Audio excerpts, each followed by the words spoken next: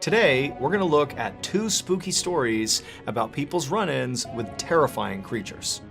But before we get into those stories, if you're a fan of The Strange, Dark, and Mysterious delivered in store in 1971, a 20-year-old woman named Elizabeth Ford was sleeping on a couch in the front room of a small house near a city in Arkansas called Texarkana. Elizabeth and her husband Bobby were staying at the house with Bobby's brother and his wife, who owned the house. Bobby and his brother were still both awake, and Elizabeth could hear them talking in the kitchen quietly. The house was surrounded by woods and swampland, and Elizabeth had opened up a window above the couch, so a breeze was blowing in. Now, usually, she slept really well with the sound of the woods in the background, but tonight, she was tossing and turning. And this was because, as she lay there trying to sleep, she became very aware of a unique sound coming from outside that was not the sound of, the trees blowing in the wind or the insects buzzing. This was something else. It was a slow creaking sound, and at first, it kind of sounded like it could be out in the woods somewhere, but eventually Elizabeth realized this creaking sound was sort of moving back and forth, right outside on the porch, below the open window. Suddenly, Elizabeth's eyes flew open and she looked at the window because this creaking sound had just intensified and then came to a stop on the immediate other side of this window, like there was something heavy right outside. Elizabeth sat up to face the window, but she didn't see anything outside through the screen. And so right away she felt totally relieved. She didn't know what that sound was, but clearly there was nothing there. However, just to be certain, she decided she would go a little bit closer to the screen and actually look right up close to make sure there was nothing down below on the porch. And so Elizabeth leaned forward and pressed her face to the screen and began to look.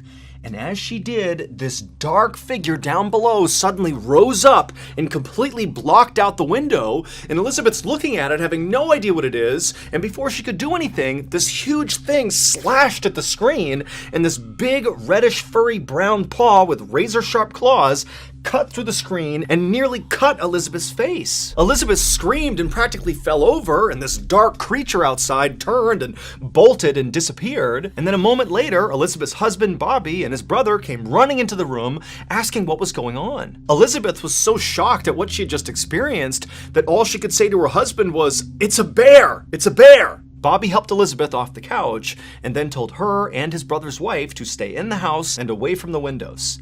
And then Bobby and his brother got shotguns and flashlights and went outside. Once outside, Bobby and his brother began scanning all around the porch area where Elizabeth had apparently seen this bear to see where it was. They held their flashlights out and they scanned the tree lines. They looked all over the place, all around the front of the property, but there was no sign of this animal. And so the brothers looked at each other and nodded, and then they both left the porch and went different directions, kind of looping around the back of the house. They were going to scan the entire property and meet up at the back. And when they met up at the back, they still hadn't found this bear, and so they walked away from the house towards the tree line and did another big sweep together of the entire perimeter, again, looking for any sign of this animal. But there was nothing. And so after a while of circling the property, the brothers decided that, this bear must have just run off. And so Bobby and his brother returned to the porch to figure out their next move. Both Bobby and his brother were hunters, and they knew that usually the best thing to do with the bears that roamed this area was to leave them alone. These bears could grow to be 500 pounds, and if they were provoked, they could run at 35 miles an hour. And so generally, you just stayed away from these things, and they'd leave you alone too. However, as the brothers were sitting there talking through what had happened that night, they both said, it definitely seemed like this bear was different. Apparently it was aggressive enough to come right up to the house, unprovoked, and reach in and swipe at Elizabeth, which obviously was not normal bear behavior. And so, to Bobby and his brother, this meant that they really couldn't just leave this bear alone. They had to go out there and find it and kill it to protect themselves. And so Bobby lit a cigarette to calm his nerves, and then the two brothers came up with a plan for how they were going to go find this bear. Bobby's brother would man the front of the house, and Bobby would man the back of the house, and they would stay in their respective positions monitoring the property until either they saw the bear and dealt with it, or until the sun came up, at which point they could go get help. And so after agreeing to this plan, Bobby took one final drag on his cigarette, chucked it to the ground, and then with his shotgun in one hand and his flashlight in the other, he stepped off the porch and walked around to the back of the house and stared off into the darkness. Bobby had only been in the back of the house for a couple of minutes manning his post when he began to smell this horrible smell. Now, at first he thought it was just some sort of wet, musky smell that came over from the swampland nearby, but as he continued to smell it, it got heavier and more pungent. It smelled like a wet, decaying animal. Bobby tensed up and aimed his flashlight up at the tree line and began looking back and forth, trying to figure out where this horrible smell was coming from. And as he was doing this, he suddenly heard the sound of tree branches snapping off to his left. And so he whipped his flashlight over and shined it, and he saw this big, dark figure charging across the property away from him into the forest. Bobby instinctively raised his shotgun and fired, and then after shooting, a loud yelp echoed in the air, and then Bobby just took off running in the direction he had just fired. And as he's running across the yard, he's screaming for his brother, who had already heard the shotgun blast, so he was coming around the house, and the two men linked up, and as they're running in the direction of this bear, Bobby's telling his brother, "I think I got it, I shot the bear." But they get over to where Bobby had last seen it and where he heard this yelp come from, and there was nothing. There was no bear. Still, the brothers did feel a little relieved. They figured even if they couldn't find this thing, clearly Bobby had hit it. He had heard the sound of it yelping out, and so maybe by at least wounding it, it would stay away and leave them alone. But just then, the men heard the sound of their wives screaming from inside the house. The men immediately ran back to the house, and as they got closer, Bobby again began to smell that horrible smell. And right as Bobby's foot hit that first porch step, his brother from behind him screamed out, "Stop!" But it was too late. The bear was on the porch. That's why the women were screaming. They had seen it, and Bobby's brother had seen it, but Bobby hadn't. And now he was too close to it to get away. And before Bobby could raise his gun to protect himself, this thing attacked. And Bobby felt this horrible burning, tearing sensation in his arm. He fell to the ground, twisting wildly back and forth, trying to protect himself. He was pinned underneath this enormous bear, level with its chest, with its arms and legs on either side of him. And that horrible smell he was smelling was clearly coming from this animal. That's all he could smell from underneath. But just then, it was like a miracle, because to his side, Bobby could see there was an opening, and so he rolled and somehow got out from underneath this enormous creature. Bobby scrambled up to his feet, and he darted past the bear and rammed into the closed front door of the house. It popped open, he fell inside, and his wife ran forward and shut the door behind him, leaving Bobby's brother outside on the porch alone with the bear. But before any of them could do anything about that, they heard the sound of his brother's shotgun going off. Then there was a long moment of silence. Inside the house, everybody was frozen. A few seconds later, the door slowly opened and Bobby's brother walked inside. Everyone was too shocked to say anything, so for a second they all just stared at each other, and then finally Bobby asked him, "Is the bear dead?" And Bobby's brother, with a trembling voice, said no. And that wasn't a bear. As soon as dawn broke and it was not dark outside anymore, Bobby's wife drove him to the hospital, where they would treat him for shock and for the wound to his shoulder. They had hoped to find it somewhere on the property, either dead or wounded, based on Bobby's brother's account of having fired at it basically point blank, but the creature was gone. They did find its tracks though, and this discovery made it clear that Bobby's brother was right, that this wasn't a bear. Because in the dirt surrounding the house were all these bizarre footprints and handprints of a creature that seemed to walk on its hind legs with 3 toes on each, and had 3 long sharp claws on its hands. And as unbelievable as this all seemed to the police, this actually tracked with what Bobby's brother said he saw when he was out on the porch. He said he saw a creature with reddish-brown hair all over it that stood over 7 feet tall, and after being shot, it took off running on 2 legs, and it ran fast. But the most terrifying thing about it, at least according to Bobby's brother, was actually its eyes. They were blazing red. And when the news of this attack spread to the nearest town, which was called Fouke, the people there knew exactly what this creature was.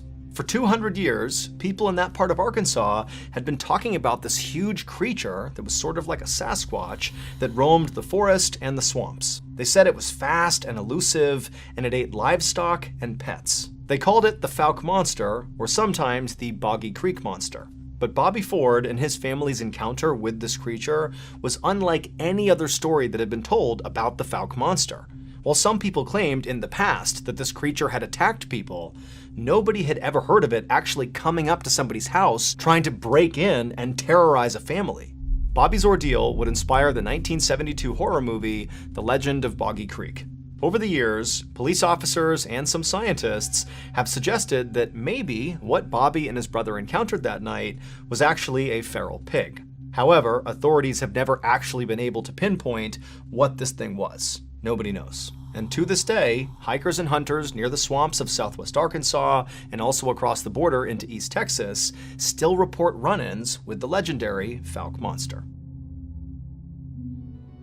Me and the whole team at Ballin Studios have created a special thank you to all you amazing fans for all your support. Now, you may have already heard about this, but if you haven't, my very first book, Mr. Ballin Presents Strange, Dark, and Mysterious, The Graphic Stories, finally comes out this year on October 1st. But that's not the thank you. The thank you is, for anyone who pre-orders this book, which includes 9 feature-length, amazingly illustrated stories, you will immediately gain access to a secret 10th story that's not in this book. This secret story is called A Forest So Evil, and it's really good. So here's how you get it. After you pre-order your book, whether you've already done that or you do it now, you're going to get a confirmation code. Go to the link we provided below and enter that confirmation code into the text box, but be sure you select the appropriate vendor beforehand where you pre-ordered it from, and boom, you will immediately gain access to this secret 10th story. I am truly touched at all the support you've shown me over the years, and so I really hope you enjoy this bonus story as a big thank you. Again, pre-order your copy today, and then head to the link in the description, enter your confirmation code to get that bonus 10th story called A Forest So Evil.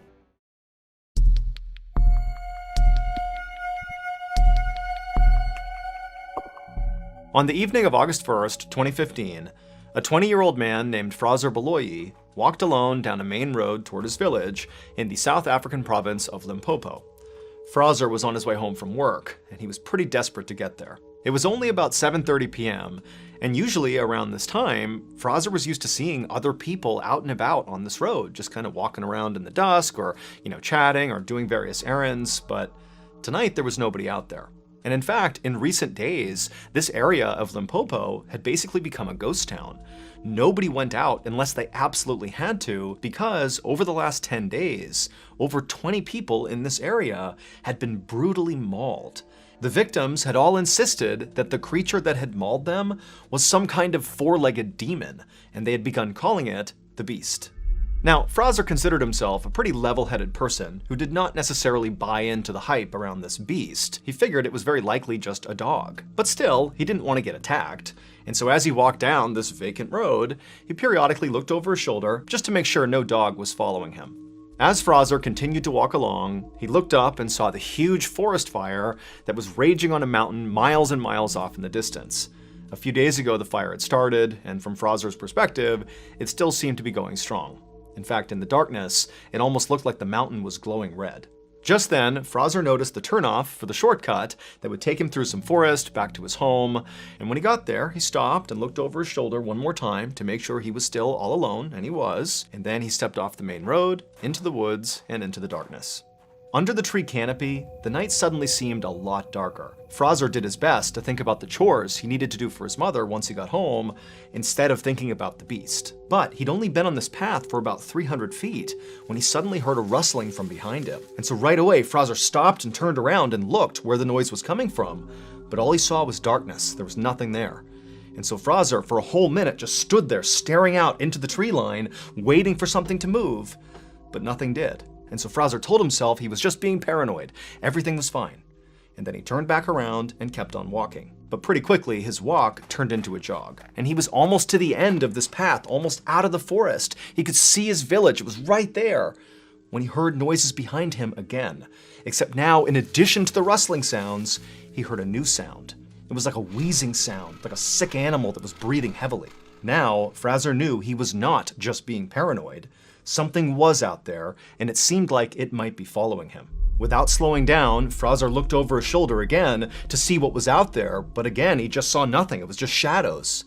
However, when he turned back around and kept on going towards his village, he heard this loud crashing sound behind him, like a massive animal had leapt out of the brush and landed on the path behind him. And so Fraser was immediately so scared he couldn't even turn around. He just started sprinting toward the village, and all he could hear behind him were these loud, pounding footsteps as whatever this was gaining on him. And so Fraser was so instantly terrified that instinctively he just started sprinting off without even looking behind him. And so as he's running, this thing's gaining on him, and again he can hear this awful wheezing sound coming from whatever this is, as if there was something wrong with its lungs. And in Fraser's panic, as he's sprinting through the forest, Fraser's telling himself it's just gotta be a rabid dog, that's why it's making those sounds. But he knew that didn't track. This thing is huge. This can't just be a rabid dog. And so Fraser just kept on running, and finally he got out of the trees, back into his village, and at the exact same moment, the pounding footsteps behind him came to a stop. But again, Fraser, he didn't turn around. He's too scared. He just ran for his door. His house was right there in front of him, and he gets to his door. He's about to open it up, and right as he does, he feels this searing pain in his neck. This creature, whatever it was, had leapt and grabbed onto him and bit down on the back of his neck. And so Fraser crumpled to the ground and threw his arms up over his head to protect himself, and with one eye, he can see it's this massive black creature on top of him, chewing on the lower half of his face. And so Fraser, he couldn't even feel any pain. He just began screaming for help, and he tried to push it off of him, but he couldn't. And then a second later, a flash of metal came across his eye as his mother and other villagers who had seen this happening and heard him screaming came out and began smashing whatever this was with shovels. And so a second later, Fraser's pulled away and dragged towards his house, and this huge black creature, it marched over to the edge of the tree line and just stopped, turned, and looked back at Fraser and his mother and the neighbors. And Fraser, as he's sitting there in total shock, he can tell that whatever this thing is, this enormous dog-like creature, this had to be the beast. That's what just attacked him. And in this moment, Fraser realized, this creature may have the shape of a dog, but it was not a dog. South Africa has its share of wild dogs, jackals, and hyenas, and typically they're multicolored and fairly small. And this thing was jet black, pitch black, and gigantic. And when this thing first started chasing Fraser, he'd had that panicked thought that maybe it was a rabid dog. But rabid animals are typically lethargic and confused. And this thing that was 15 feet away from them was absolutely alert and calm. The only thing sick about it was that horrible wheezing sound it would make as it breathed. And as Fraser and his mother and the neighbors just stood there staring at this thing, this creature just continued to stare back at them with piercing eyes. And its eyes were not normal. These were not like animal eyes or dog eyes. They were too small and set at the wrong angle. And there was real sentience behind them. They were human eyes. Just then, Fraser's mother grabbed Fraser and yanked him, kind of jerking him back to reality, and he scrambled to his feet, and he and his mother and the two neighbors, they took off running back into their respective homes. All the while, this creature just sat there on the edge of the forest, staring still in the direction of Fraser and his home. Once inside of Fraser's house, his mother immediately dialed the emergency number to tell the police about what had just happened, but the police told her they were not going to send people out there to deal with some dog. And so Fraser's mother decided she would just treat her son's wounds on her own until this dog-like creature had left, and then once it had, she would get him a ride to the hospital. However, as Fraser and his mother stared out the window at this creature, it didn't leave. It just sat there staring back at Fraser and his mother with these hideous human eyes for hours and hours. Finally, in the morning, it was gone. The attack on Fraser was the last straw for the people of his village. They believed the creature that had bit his face was the demon beast that had hurt so many other people. And so the elders of Fraser's village came up with a plan of how to deal with this beast. And so a few days after the attack on Fraser, this group of elders went off on a journey up into that mountain that Fraser had seen off in the distance that had that huge forest fire on it. And they were there for 2 whole days before returning to the village and telling everyone that they had successfully performed a ritual that had appeased their ancestors, and so hopefully now the attacks would stop. And sure enough, they did. They did not see the beast again. At least 40 people in Limpopo had encountered the beast at some point, either because they were attacked or they helped fend it off, like the neighbors did with Fraser. But because this beast was never caught, and it did stop attacking the village and just kind of disappeared, nobody ever actually figured out what it was. To this day, people in Fraser's village maintain that this creature was a demon and that it came down from the burning mountain, because every person, including Fraser, who had encountered this beast, noted its wheezing, heavy breathing, as if its lungs had been damaged by smoke. In all, at least 40 people in Limpopo encountered this beast, either because they were attacked or they helped fend it off. But because it was never caught, there is no definitive proof of what it actually was. As many of you may know, the biggest event to ever come out of Ballin Studios is fast approaching. Starting September 26th to October 20th, I will be on tour. I'll be visiting 15 different cities across the country, delivering the strange, dark, and mysterious to you all, live and in person. We did one sold-out show last year in Austin, Texas at the Paramount Theater. It was sort of like to see if people liked it, and it seemed like people loved it, so we decided to take that format and run with it. On this year's tour, just like in Austin, Texas last year, there will be some OG classic Mr. Ballin stories and some brand new stories that nobody has heard yet. They're gonna be really good. Now, tickets for these 15 different stops have been selling really quickly, but there are still tickets available in cities like DC, Chicago, and Houston. So if you have not gotten your tickets yet, go to tour.ballinstudios.com to see if there are tickets available in a city near you. Again, to get your tickets to see me tell stories live and in person, go to tour.ballinstudios.com. Thank you, and I hope to see you all at one of my shows.